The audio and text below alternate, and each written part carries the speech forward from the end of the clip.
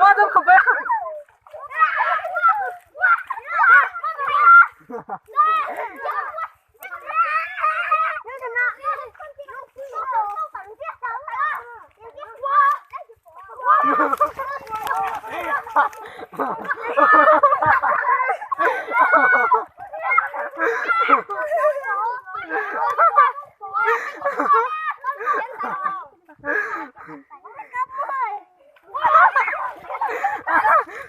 Sao một bé gì á? Sao một bé?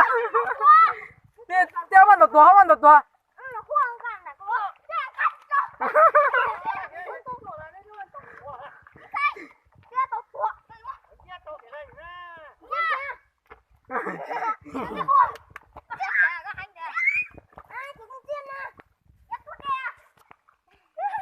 Sao một tuần đây, sao một tuần đây, sao một tuần đây thôi.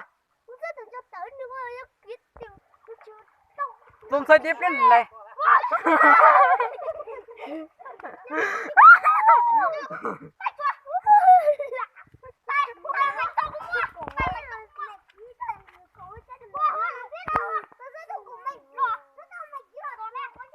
Bây giờ phải nó bắt xa, bây giờ phải nó bắt xa.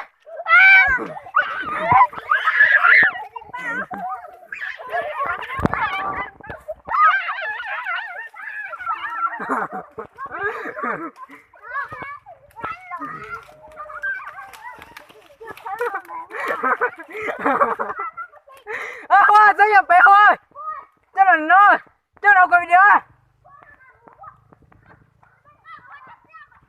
chơi mà thôi sao mà cái video xin đây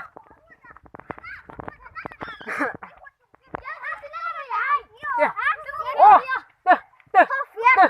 từ chơi sao mà đừng có cho nát gì ta sao mà lấy ăn gì mà pe mà lấy cho na pe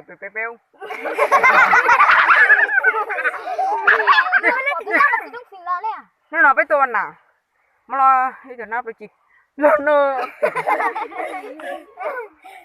lo cần cầu thiết tổng say cần cố nó thế mà thôi cho mà vì thế có thể ở tụi phải e tụi chia nè có chia lấy bớt giả chỉ mất thì nó chia nhá mới nó chia nó thèm nó không cho khơi trong một cái xe cho chỉ nó cho cái chết này cho cái chết đi thôi qua hay con tiêm mà ít trả lại vô nó sao mà có cho số tiền này kìa bé đồng thị ta có tên là một xe thì bé đồng thị ta con ra tôi xin mua qua xin mua thì mua ra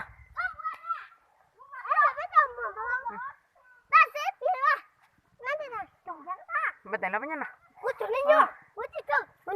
nó là bé toàn nằm à nhà mèo đúng rồi